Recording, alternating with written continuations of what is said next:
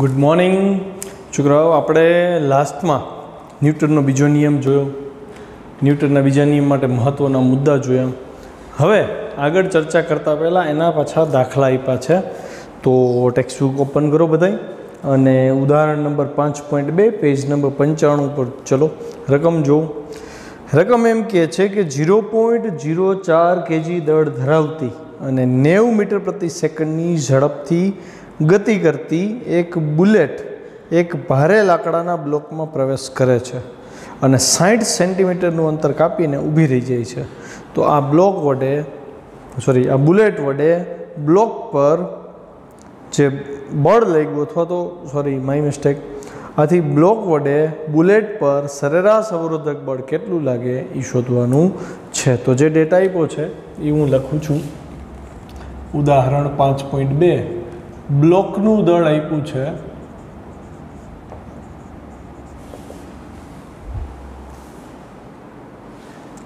બ્લોકનું દળ નહીં, બુલેટનું દળ આપ્યું છે.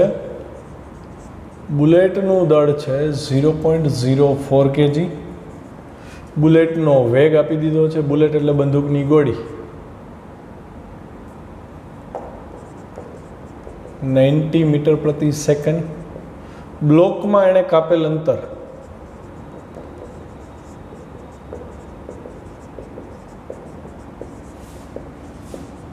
60 સેન્ટીમીટર છે એટલે 0.6 મીટર થાય. ઓકે, તો બ્લોક વડે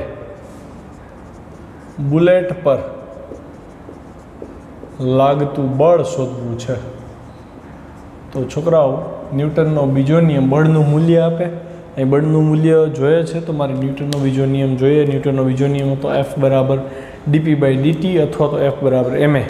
મતલબ દળ છે એ એટલે કે પ્રવેગ ગોતી લઉં તો આપણને બળ મળી જાય. તો પહેલાં ક્વેશ્ચન સમજી લઈ. એક લાકડાનો બ્લોક આપણે ધ્યાનમાં લઈ. આ લાકડાનો બ્લોક છે, હેવી બ્લોક કીધું છે રકમમાં. બુલેટ જ્યારે દાખલ થઈ અહીંથી ત્યારે એનો વેગ 90 મીટર પર સેકન્ડ હતો એટલે પ્રારંભિક વેગ થયો.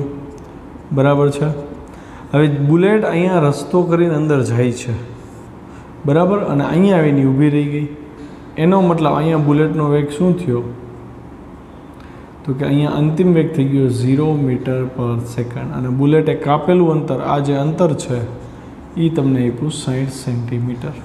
તમે જોઈ શકો છો વેગ અહીંયા વધારે છે ને એ ઘટી ગયો એટલે પ્રતિ પ્રવેગી ગતિ થઈ તો તમને પ્રતિ પ્રવેગ મળે. અહીં બુલેટનો વેગ ઘટે છે તેથી તે પ્રતિ પ્રવેગી ગતિ કરે છે.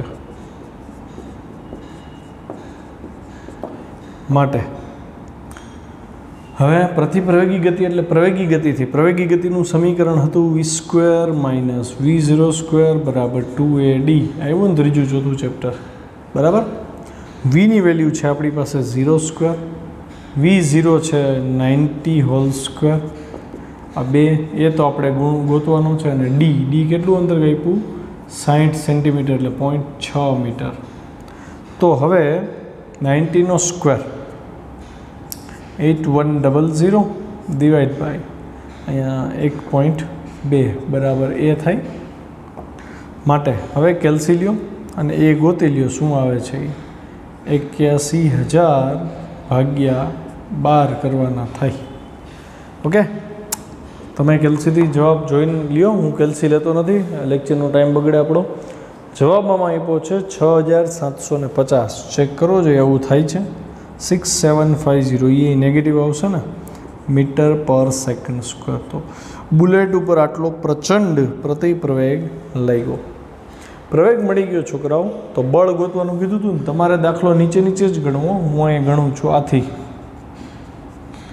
બુલેટ પર લાગતું અવરોધક બળ F બરાબર ma પરથી બીજો નિયમ આપણે એપ્લાય કર્યો. એમની વેલ્યુ બુલેટનું દળ 0.04 છે ને ગુણ્યા 6750 છે.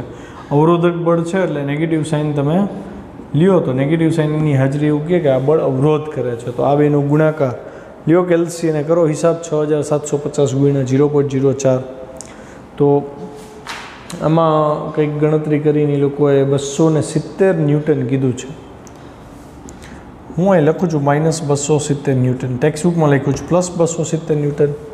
એફ મેળવું તો હું આને માનાંકમાં લખીશ, અથવા તો એવું કહી શકું કે ઋણ નિશાની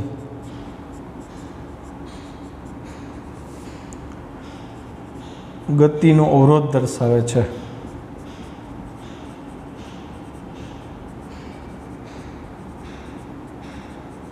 ટેક્સ્ટ બુક મુજબ લખવું આપણે.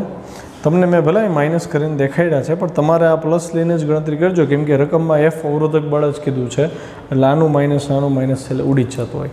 અચ્છા, બીજી એક વસ્તુ અહીં ધ્યાન રાખવા જેવી, તમને જે ગોતવાનું કીધું હતું ને સરેરાશ અવરોધક બળ કીધું હતું, સમજાણું?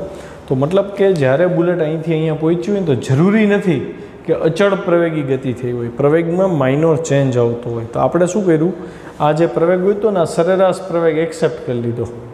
પ્રવેગે ચેન્જ થતો હોય, ક્યાંક લાકડું સ્ટ્રોંગ હોય, ક્યાંક પોલું હોય, અહીંયા ગતિ વધી જતી હોય, અને જ્યાં સ્ટ્રોંગ હોય અહીંયા ગતિમાં ઘટાડો જલ્દી આવી જતો હોય. તો એનો મતલબ એવો થયો છોકરાઓ કે પ્રવેગ દર જગ્યાએ અચળ નથી, પણ આપણે સરેરાશ પ્રવેગ લઈ તો એ આ ભાગ માટે અચળ કહેવાય. તો સરેરાશ પ્રવેગ આપણા માટે અચળ પ્રવેગ થયો, તો એ પ્રમાણે તમને આ મળ્યો સરેરાશ પ્રવેગને. સરેરાશ પ્રવેગો પરથી જે બળ મળે એ સરેરાશ બળ થયું કહેવાય. તો આ સરેરાશ અવરોધક બળ મળી ગયું. પછી છે ઉદાહરણ 5.4. એક બેટ્સમેન બોલને 5.3 એમ દળના પદાર્થની ગતિ y = ut + 1/2 gt² તરીકે વર્ણવાય છે, અને તમારે પદાર્થ પર લાગતું બળ શોધવાનું છે. ચલો 5.3, આ તો સાવ સહેલો છે. તમને કીધું છે y = v0t + 1/2 gt² છે. તો અહીં y એટલે શું થાય? સ્થાનાંતર થાય. તમારે છોકરાઓ બળ શોધવું જ, બળ જોતું હોય તો પ્રવેગ જોઈ, બરાબર? તો આનું વિકલન કરવું પડે, માટે dy/dt બરાબર v થાય, તો આનું વિકલન v0 + 1/2 g એમના એમને t² નું વિકલન 2t થાય. રેડી? અહીંયા t નું વિકલન 1 થઈ ગયું, માટે હવે હું આનું 2 વાર વિકલન કરું, d2y/dt² બરાબર dv/dt થાય. વેગનું સમય સાપેક્ષ વિકલન, તો તમને પ્રવેગ મળ્યો ને, તો પ્રવેગ આ અચળ થયો એટલું વિકલન 0 થાય, આ 1/2 g અને ગુણ્યા 2t નું વિકલન 2 કેન્સલ, શું વધ્યું? માટે પ્રવેગ બરાબર શું મળ્યું તમને? g. નહીતર આમે t² ની આગળનો જે સહગુણક હોય, અને જો અહીંયા 1/2 હોય તો આને પ્રવેગ થવું જ પડે, કેમ કે y = v0t + 1/2 એ t² થાય. 2 ઘાત હોય ને તો તમારે આટલું ન કરવું પડે, પણ આપણે આદત આવી પડવી કે આટલા સ્ટેપ ફોલો કરવા. તો પ્રવેગ a = g મળ્યો, માટે બળ શોધવાનું કીધું હતું, તો બળ બરાબર તો ma થાય. તો બળ કેટલું થયું? mg. તો આ ફ્રી ફોલનું ઉદાહરણ થયું, મુક્ત પતન કરતા પદાર્થનું ઉદાહરણ થયું. હવે નવી થિયરી શીખવા જઈ રહ્યા છીએ, બળનો આઘાત, એટલે કે ઇમ્પલ્સ ઓફ ફોર્સ. છોકરાઓ, બળના આઘાત અને વેગમાન સાથે સંબંધ છે. થિયરી કરતાં પહેલાં હું તમને એક સરસ ઉદાહરણ આપીને બળનો આઘાત સમજાવી દઉં. જો આ દિવાલ છે, બરાબર? એક ટેનિસનો બોલ આની સાથે અથડાવવા માટે આ તરફ ગતિ કરે છે.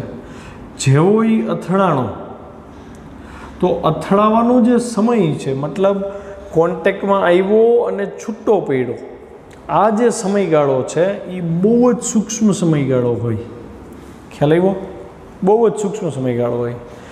અને જ્યારે ભટકાઈ છે અને જે બળ લાગુ પડ્યું એ બળ F છે, તો આ બેનો ગુણાકાર જે છે એને તમે બળનો આઘાત કહી શકો. શું કહી શકો? બળનો આઘાત.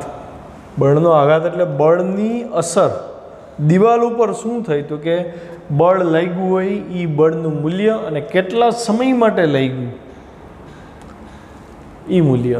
એનો મતલબ એવો થયો, જો ઝાઝા સમય માટે લાગશે બળ, તો ડેમેજ થવાની જે પરિસ્થિતિ છે એ વધી જશે. માની લ્યો કે તમે કોઈ પણ વસ્તુને બળ આપો છો, તો 1 સેકન્ડ માટે બળ આપ્યું ને 1 કલાક સુધી બળ આપ્યું, તો બેમાં ફરક પડી જાય ને. ખ્યાલ આવ્યો? મતલબ જો સમયગાળો વધી જશે તો બળની ઇમ્પેક્ટ પણ વધી જશે. ખ્યાલ આવ્યો? અચ્છા, પણ આપણે ન્યૂટનના બીજા નિયમમાં ભણ્યા હતા એફ બરાબર ડેલ્ટા પીના છેદમાં ડેલ્ટા ટી. યાદ આવ્યું? આ ડેલ્ટા ટી જો અહીંયા લઈ લઉં તો એફ ઇન્ટુ ડેલ્ટા ટી બરાબર ડેલ્ટા પી થયું. તો આ તો બળનો આઘાત હતો અને અહીંયા તો વેગમાનનો ફેરફાર થયો. એનો મતલબ બળના આઘાતને વેગમાનમાં ફેરફાર એ કંઈક સંબંધ છે કે જો સમય ઝાઝો, તમે ઝાઝો સમય આપશો અને ઝાઝું બળ આપશો તો વેગમાનમાં ફેરફાર ઝાઝો આવશે. તો આ ટેકનિકલી બળનો આઘાત વેગમાનના ફેરફાર જેટલો જ થયો અને વેગમાનનો ફેરફાર એનું પારિમાણિક સૂત્ર m1L1T1 થાય તો બળના આઘાતનું પારિમાણિક સૂત્ર m1L1T1 થાય. બહુ ડિટેલ સ્ટડી આપણે ક્વેશ્ચનમાં જોઈએ. ચલો ક્વેશ્ચન નંબર 13. બરાબર, ક્વેશ્ચન 13 એમ કહે છે કે બળનો આઘાત એટલે શું, તેનો એકમ અને પારિમાણિક સૂત્ર લખો. બળ તો શીખી ગયા, બળનો આઘાત એટલે કેટલું ડેમેજ થાય છે ને એનું માપ. બરાબર, જેને આપણે વેગમાનથી પણ ઓળખતા હતા. તો બળના આઘાતને અને વેગમાનને કંઈક સંબંધ પણ હોવો જોઈએ. આપણને ખબર છે ન્યૂટનનો ગતિનો બીજો નિયમ. હવે તો આ મોઢે થઈ જવું જોઈએ. અને આપણા સૂત્રોની યાદીમાં ઉમેર્યું કે નહીં મને જણાવજો. એફ બરાબર delta P by delta T. હું ડેલ્ટા ટી ના બાજુ લઉં તો એફ ડેલ્ટા ટી બરાબર ડેલ્ટા પી થયું, સમીકરણ 1. આને એડ કરી દેજો. ટોટલ 10-15 જેવા થઈ ગયા હશે. મને આખું લિસ્ટ મને વોટ્સઅપ કરી દેજો. પદાર્થ પર લાગતું બળ એફ અને તે બળ જેટલા સમય માટે લાગ્યું છે એ સમયગાળાનો ગુણાકાર એટલે બળનો આઘાત. ઉદાહરણ આપું તમને સરસ. માની લો કે એક દડો તમારી તરફ આવે છે ને તમારા હાથમાં બેટ છે તો તમે શું કરશો? મસ્ત લાગ મળતો હોય તો ખેંચીને મારશો કે નહીં? એને જોરથી તમારું બેટ ઘુમાવશો કે જેથી કરીને બોલને બરાબરની ઠોકર લાગે કે જેથી કરીને દૂર સુધી ફેંકાય. પણ તમે માર્ક કર્યું જ્યારે દડો બેટને ભટકાણો અને પછી છૂટો પડી ગયો, એ વચ્ચેનો સૂક્ષ્મ સમય હતો કે જે દરમિયાન તમે એને પ્રચંડ બળ આપ્યું હતું. તમારી બધી તાકાત એને આપી દીધી હતી. મતલબ તમારું બળ એકદમ મોટું થઈ ગયું અને સમય કેવો થઈ ગયો? એકદમ સૂક્ષ્મ થઈ ગયો. ત્યારે એવું બોલાય કે તમે બેટ વડે બોલને બળનો આઘાત દીધો. એ બળના આઘાતને લીધે હવે બોલ જે તે દિશામાં ગતિ કરશે. તો આ થયું બળનો આઘાત.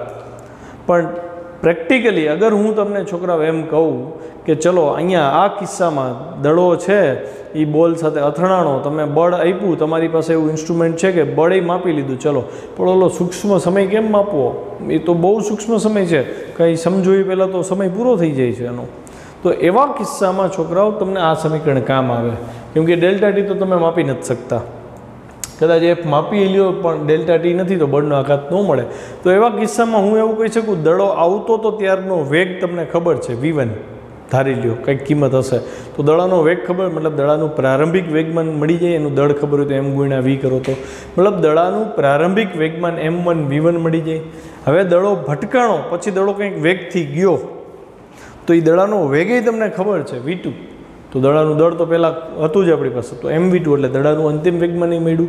તો દડાનું પ્રારંભિક વેગમાન છે, દડાનું અંતિમ વેગમાન છે, તો એનો વેગમાનનો ફેરફાર કરી નાખો p2 - p1. તો એ જે વેગમાનનો ફેરફાર છે એ બેટ વડે આપેલા બળના આઘાત જેટલો થાય. આમ કામ આવશે આ MCQમાં. ખ્યાલ આવ્યો? જો પદાર્થ પર લાગતું બળ અને તે બળ જેટલા સમયગાળા માટે લાગે તે સમયગાળાના ગુણાકારને બળનો આઘાત કહે છે. ઇમ્પલ્સ ઓફ ફોર્સ કહે છે. બળનો આઘાત સૂત્ર છે F ડેલ્ટા ટી, સમીકરણ નંબર 2. આને યાદીમાં નાખજો. બળનો આઘાત વેગમાનમાં ફેરફાર જેટલો હોય, સમીકરણ 1 ઉપરથી ખબર પડે. જો સમયગાળો શૂન્યવત રીતે નાનો હોય તો એફ ડીટી બરાબર ડેલ્ટા ટી ટેન્સ ટુ 0 થઈ જાય ને, લિમિટ એપ્લાય કરી તો એફ ડીટી બરાબર ડીપી થાય. આ તો ઓલું થયું ને, એફ બરાબર ડીપી બાય ડીટી, ડીટી ના બાજુ લઈ લીધા. બળના આઘાતનો એકમ ન્યૂટન સેકન્ડ છે. કેમ? તો કે એફનો એકમ ન્યૂટન, આનો એકમ સેકન્ડ, ન્યૂટન સેકન્ડ છે. પારિમાણિક સૂત્ર તો કે એ તો વેગમાન જેટલું જોઈએ ને, જમણી બાજુ વેગમાન છે તો વેગમાનનું પારિમાણિક સૂત્ર m1L1T1 T-1 છે. તો મેં લખી નાખ્યું m1L1 T-1. તમારે શું કરવાનું છે? હોમવર્કમાં બળનું પારિમાણિક સૂત્ર લખવાનું છે, આનું પારિમાણિક સૂત્ર લખવાનું છે અને એનું નેટ પારિમાણિક સૂત્ર આ સાબિત કરીને દેવાનું છે. પછી જે એક બે વિદ્યાર્થીઓનો મને મેસેજ હતો કે સર પ્રોબ્લેમ થાય છે MLTમાં, તો એ લોકોને કહીશ કે ભાઈ રોજના 10-15 જે રાશિઓ આપી છે સેકન્ડ ચેપ્ટરની એની પ્રેક્ટિસ કરો. પ્રેક્ટિસ નહીં કરો ત્યાં સુધી MLT આવડવાના નથી. અચ્છા, વેગમાનમાં નિશ્ચિત ફેરફાર ઉત્પન્ન કરવા માટે ફરીથી વેગમાનમાં નિશ્ચિત ફેરફાર ઉત્પન્ન કરવા માટે તમે ટૂંકા સમયગાળામાં કોઈ મોટું બળ એપ્લાય કરો તો એને આઘાતી બળ કહેવાય. તો મતલબ તમારે દડાનું વેગમાન ચોક્કસ રીતે વધારવું હતું તો તમે બહુ ટૂંકા સમયમાં બેટથી એને બળ આપ્યું, મોટું બળ આપ્યું, તો એ બળનું એ આઘાતી બળ થયું. બળનો આઘાત અલગ વસ્તુ છે, આઘાતી બળ અલગ વસ્તુ છે. આઘાતી બળનો એકમ ન્યૂટન થાય, બળના આઘાતનો એકમ ન્યૂટન સેકન્ડ થાય. આઘાતી બળના કિસ્સામાં બળ અને સમયનું માપન અલગ અલગ કરીને બળનો આઘાત શોધવો મુશ્કેલ થઈ જાય, મતલબ ડેલ્ટા ટી મળતો નથી, જે મેં સમજાવ્યું હતું. તેથી આ કિસ્સામાં વેગમાનનો ફેરફાર મેળવી એટલે કે ડેલ્ટા પી શોધી અને કહી શકાય કે આટલો જ બળનો આઘાત હોય. ક્લિયર? પછી ક્વેશ્ચન નંબર 14 છે છોકરાઓ, એ તમારે PDF ફાઇલમાંથી લખવાનો છે, હું લખાવતો નથી, જનરલ નોલેજની વાત છે, સમજાવી દઉં છું. ક્વેશ્ચન એવો છે કે અનુભવી ફિલ્ડર અને નવો ફિલ્ડર, આની ચર્ચા થઈ ગઈ છે, જ્યારે કેચ કરે ત્યારે અનુભવી ફિલ્ડરને હાથમાં ઓછું બળ લાગે છે, મતલબ ઓછું લાગે છે, જ્યારે નવા ફિલ્ડરને હાથમાં લાગે છે. શું કામ? ઉદાહરણ આપીને સમજાવો. તો એનું સમજૂતી આપણે ચર્ચા થઈ છે, પણ ફરી એકવાર ક્વેશ્ચન આવે છે ને તો વ્યવસ્થિત ચર્ચા કરીએ કે જ્યારે નવો સવો ખેલાડી બોલને કેચ કરે છે ત્યારે પોતાના હાથને પાછળ લઈ જતો નથી, મતલબ અથડામણનો સમયગાળો ડેલ્ટા ટી એ શું કરી નાખે છે? નાનો કરી નાખે છે. હવે આ સમયગાળો નાનો થઈ જાય તો આ મૂલ્ય બહુ મોટું થઈ જાય ને, મોટા બળની વાત હતી, એટલે મોટું બળ એને લાગ્યું એટલે કે એનો બળનો આઘાત મોટો થઈ જાય છે. એના કિસ્સામાં બળનો આઘાત મોટો થઈ જાય છે એટલે ડેલ્ટા પી જે વેગમાનમાં ફેરફાર થાય બહુ ઝાઝો ફેરફાર થઈ જશે. વેગમાનમાં ઝાઝો ફેરફાર થાય ને એટલે એના હાથને વધારે નુકસાન થાય છે. જ્યારે અનુભવી ફિલ્ડર શું કરે છે તો કે એ બોલને કેચ કરવા માટે પૂરતો સમય આપે છે, એટલે કે ડેલ્ટા ટી વધી જાય છે. ડેલ્ટા ટી વધે ને એટલે આનું મૂલ્ય ઘટી જાય. ડેલ્ટા પી તો વેગમાનમાં ફેરફાર થયો, કેમ કે વેગમાનમાં ફેરફાર બે કિસ્સામાં સરખો જ હતો. ઓલાએ ફટાફટ વેગમાન 0 કરી દીધું કે ફૂલ સ્પીડમાં આવતું હતું, ફૂલ વેગમાનથી આવતું હતું, એને ફટાફટ પકડી લીધો કેચ, હાથમાં ચોંટી જાય દડો. પણ જ્યારે ઓલાએ શું કર્યું? પૂરો ટાઈમ દીધો, એટલે એણે વેગમાન 0 કર્યું, પણ બે કિસ્સામાં વેગમાન 0 કરવા લાગતો સમય ઝાઝો કોણે લીધો? અનુભવી ફિલ્ડરે. મતલબ સમયગાળો ઝાઝો લીધો, વેગમાનમાં ફેરફાર તો બેયનું સરખું જ થયું હતું, બે 0 કરી દીધું હતું મહત્તમમાંથી. તો આ રાશિ તો અચળ થઈ ગઈ ને, મતલબ બેયનું સમાન છે. એટલે તો જેને ડેલ્ટા ટી ઓછો લીધો એને બળ ઝાઝું લાગ્યું, જેને ડેલ્ટા ટી વધુ લીધું એને બળ ઓછું લાગ્યું. તો અનુભવી ફિલ્ડરે સમય ઝાઝો દીધો હાથ લંબાવીને, એટલે એને દર્દ ઓછું થશે, જ્યારે નવા સવા ખેલાડીને દર્દ વધારે થશે. ત્યારબાદ ક્વેશ્ચન નંબર 15 છે, વેગમાન અને વેગમાનમાં ફેરફાર હંમેશા એક જ દિશામાં હોતા નથી, સમજાવો. તો જો આ ટોપિક છે ને, આનો આન્સર જે છે ટેક્સ્ટબુકમાં એક લીટી ઓછી આપી છે અને આપણી PDF ફાઇલમાં પણ એક લીટી ઓછી છે. તો તમારે આનો છેલ્લો મુદ્દો નોંધ કરીને એડ કરવાનો. પેપરમાં પ્રશ્ન થિયરીનું પેપર લઈએ ને ધારો કે ક્યારેક ભવિષ્યમાં, તો તમારી નોંધઈ લખવાની થાય. અત્યારે તો MCQ ઉપર જ આપણે હાલી છીએ, બરાબર. તો વેગમાન અને વેગમાનમાં ફેરફાર બે અલગ અલગ દિશામાં પણ હોઈ શકે એવું કીધું છે. કેવી રીતે સમજીએ? તમને કીધું છે કે દોરીના છેડે પથ્થર બાંધી સમક્ષિતિજ સમતલમાં એને નિયમિત વેગથી વર્તુળ ગતિ કરવામાં આવે છે. નિયમિત વેગથી અથવા તો નિયમિત વર્તુળ ગતિ, છોકરાઓ. તો નિયમિત વર્તુળ ગતિમાં શું થાય? તો હું એવું કહી શકું કે ભાઈ આ નિયમિત વર્તુળ ગતિ છે, જે અહીંયા પથ્થર બાંધી દીધો છે, પથ્થરને હું આ રીતે ઘુમાવું છું, તો અહીંયા પથ્થરનો વેગ આ દિશામાં થાય, સ્પર્શકની દિશામાં. અચ્છા, વેગ જે દિશામાં હોય એ જ દિશામાં એનું વેગમાન થાય P બરાબર mv. હા કે ના?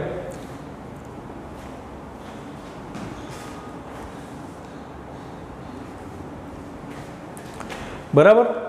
તો P ની દિશા ને V ની દિશા બે એક જ થઈ. વેગમાન કઈ દિશામાં છે? સ્પર્શકની દિશામાં. હવે તમે અહીંયાથી દોરી પકડી રાખી છે, આ તમારો હાથ છે, તમે શું કરો છો? એને ફેરવે રાખો છો. મતલબ આને વર્તુળ ગતિ કરવા માટે જરૂરી બળ તમે આપો છો, અને એ બળ કેન્દ્રગામી બળ થયું F. હા કે ના? કેન્દ્રગામી બળને લીધે પથ્થર દૂર જતો નથી, ગોળ ગોળ ફેરે રાખે છે. હવે સમજો ધ્યાનથી. માની લો કે તમારાને ફૂલ સ્પીડથી ઘુમાવવું છે. ફૂલ સ્પીડથી ઘુમાવવું એટલે વેગનું મૂલ્ય વધારો કરવું પડ્યું. વેગ તમે વધારો છો તો વેગમાનમાં શું થયું? વધારો થાય. મતલબ જો તમારે વેગ વધારવો છે તો તમારે અહીંથી બળની જે મૂલ્ય છે બળનું મૂલ્ય વધારી દેવું પડશે. ખ્યાલ આવ્યો? એનો મતલબ એવો થયો કે જો તમારે આની ઝડપ વધારવી છે, જો તમારે વેગમાન વધારવું છે તો બળ ઝાઝું દેવું પડશે. મતલબ એક તારણ મને મળ્યું, વેગમાનમાં ફેરફાર મોટો કરો તો બળ પણ મોટું દેવું પડે. આ તો ખબર પડી.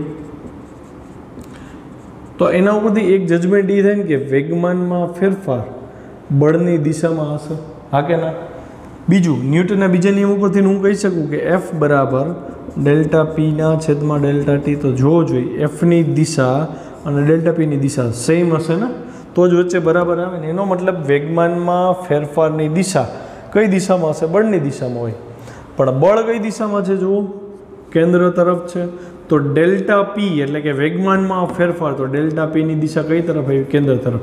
જ્યારે વેગમાનની દિશા ક્યાં? જો પી, સ્પર્શકની દિશામાં. ફરીથી વેગમાન અને વેગમાનમાં ફેરફાર હંમેશા એક દિશામાં હોય એવું જરૂરી નથી. જો નથી, વેગમાન આ દિશામાં છે, વેગમાનમાં ફેરફાર આ દિશામાં. તો અલગ અલગ ઉદાહરણ લઈ અને આપણે આ બધી અલગ અલગ વસ્તુઓ સાબિત કરી છે. હવે થિયરીના મુદ્દા જોઈએ. આપણે જોયું કે ભાઈ દોરીને છેડે પથ્થર બાંધી સમક્ષિતિજ સમતલમાં જો એને નિયમિત વર્તુળ ગતિ કરાય તો વેગમાનનું મૂલ્ય અચળ રહેશે. મતલબ હું આ બિંદુએ માપું વેગમાન મૂલ્ય, અહીંયા વેગમાન આ દિશામાં હશે, અહીંયા વેગમાન આ દિશામાં હશે, અહીંયા વેગમાન આ દિશામાં હશે. બધી જગ્યાએ મૂલ્ય કેવા હશે? સરખા હશે. પણ બધી જગ્યાએ જો આની દિશા આમ છે, આની દિશા આમ, એટલે દિશા બદલી એટલે આ વેગમાન સરખા ન કહેવાય. બધાના વેગમાન અલગ અલગ થયા, મૂલ્ય સરખા, દિશા અલગ, એટલે કોઈ પણ એક વસ્તુ બદલે તો એ અલગ જ કહેવાય. તો વેગમાનની દિશામાં તમારે ફેરફાર કરવા બળની જરૂર પડે. આ વેગમાન જે અહીંયા હતું એની બદલે તમે અહીંયા આપ્યું તો વેગમાનમાં ફેરફાર તો થયો ને. તો વેગમાનમાં ફેરફાર તો જ થાય, ડેલ્ટા પી તો જ મળે જો તમે કંઈક બળ આપો. એ તો ન્યૂટનનો બીજો નિયમ કહે છે. મતલબ અહીંયા વેગમાનનું મૂલ્ય ભલે ન બદલાય પણ દિશા તો બદલાણી ને. દિશા બદલાણી એનો મતલબ બળની હાજરી છે. એ બળ કયું? તો કે તમારા હાથ વડે અપાતું હતું એ બળ. ખ્યાલ આવ્યો?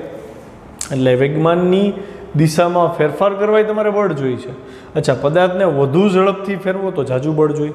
અચ્છા, માની લ્યો કે હું દોરીની લંબાઈ નાની કરી નાખું, એટલે કે દોરીની લંબાઈ મેં નાની કરી તો આવડું વર્તુળ બને.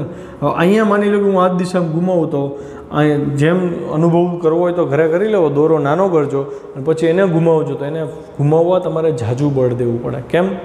તો કે એમાંય તમારે દિશા તો બદલવાની જ છે અહીંથી અહીંયા. તો ત્રિજ્યા નાની કરો તોય તમારે ઝાઝું બળ આપીને વેગમાનમાં ફેરફાર કરવો પડે, અથવા તો ઝડપ ઝાઝી કરો તોય તમારે વેગમાનમાં ફેરફાર કરવો પડે. મતલબ વેગમાનમાં ફેરફાર ત્રણ રીતે થયો: એક દિશા બદલીને, એક વેગનું મૂલ્ય બદલીને અને એક ત્રિજ્યાનું મૂલ્ય બદલીને. ત્રણેય વખતે તમારે જે વેગમાનમાં ચેન્જીસ લઈ આવવા છે એના માટે બળ ઝાઝું જોઈએ. તો આમ હા, તો નાની ત્રિજ્યાના વર્તુળમાં એને ઘુમાવવો હોય તો બેય ક્રિયામાં, એટલે કે વધુ ઝડપથી ઘુમાવો તોય અને નાની ત્રિજ્યાના વર્તુળમાં ઘુમાવો તોય બેય કિસ્સામાં મોટા બળની જરૂર પડે. આમ વેગમાનમાં ફેરફારનો દર મોટો હોય તો લગાડેલું બળ પણ મોટું હોય. જે મેં કીધું હતું ને તમને, અહીં આ લાઈન તમારી પીડીએફમાં નથી, ટેક્સ્ટબુકમાં નથી, મેં આ ડાયાગ્રામ ઉપરથી કીધું છે. ડાયાગ્રામમાં ટેક્સ્ટબુકમાં છોકરી દોરી છે આમ ફેરવતી, આપણે આખું દોરવું નહીં, આપણે ખાલી વર્તુળ ગતિ દર્શાવી દેવી ને બાકી ટેક્સ્ટબુકમાં જેમ છે એમ ડાયાગ્રામ વર્તુળ ગતિનું લઈ લેવું. અહીં વેગમાનમાં ફેરફારની દિશા બળની દિશામાં મળે છે જે કેન્દ્રગામી હોય છે. બળ કઈ દિશામાં છે? કેન્દ્ર તરફ છે. તો કેન્દ્રગામી દિશા મળી. આમ વેગમાન સ્પર્શકની દિશામાં, તો આ સ્પર્શક હતો, વેગમાન સ્પર્શકની દિશામાં. જ્યારે વેગમાનમાં ફેરફાર કેન્દ્ર તરફ હોઈ શકે કે કેન્દ્રની વિરુદ્ધ પણ હોઈ શકે. બરાબર છે? એટલે મેં કેન્દ્રગામી અથવા કેન્દ્ર ત્યાગી લખ્યું છે. તો અહીંયા આ થિયરી છોકરાઓ પૂરી થઈ છે. ટેક્સ્ટબુકમાંથી આને વાંચજો અને ઉદાહરણ 5.2 અને 5.3 કર્યા ને આપણે, તો 5.2ના કિસ્સામાં મારે તમને એના જેવી એક બીજી ભળતી રકમ આપવી છે. એ તમારા હોમવર્કમાં મને ગણીને દેવાની રહેશે. બરાબર છે? રકમ જુઓ અને લખી લ્યો. ફેરબુકમાં આ રકમનો સમાવેશ કરી લેજો. એમાં તમને બુલેટનું દળ 0.04 ગ્રામ કેજી આપ્યું છે. તો હું રકમમાં ચેન્જીસ કરું છું. બુલેટનું દળ એમ બરાબર હું લઉં છું 20 ગ્રામ. બરાબર છે? પછી બુલેટ જ્યારે લાકડામાં દાખલ થાય, બુલેટ બ્લોકમાં દાખલ થાય ત્યારે વેગ આપી દઉં છું તમને v બરાબર પ્રારંભિક વેગ છે કે અંતિમ વેગ તમે નક્કી કરજો, તમારી બુદ્ધિ ઉપર છોડ્યું. v બરાબર નહીં, વેગ બરાબર માની લો કે 60 મીટર પર સેકન્ડ છે. ઓકે, હવે આગળ 6 સેન્ટીમીટર અંતર કાપી બુલેટ સ્થિર થાય છે. તો બુલેટ પર લાગતું અવરોધક બળ તમારે શોધવું. આ એક. બીજું એક સમીકરણ આપું છું. 5.2ની રકમને ચેન્જ કરી છે. હવે 5.3ની રકમને ચેન્જ કરું છું. રકમ છે x બરાબર 2t પ્લસ 7t². આવું છે. તો આ કિસ્સામાં પદાર્થનું દળ તમને આપી દઉં છું.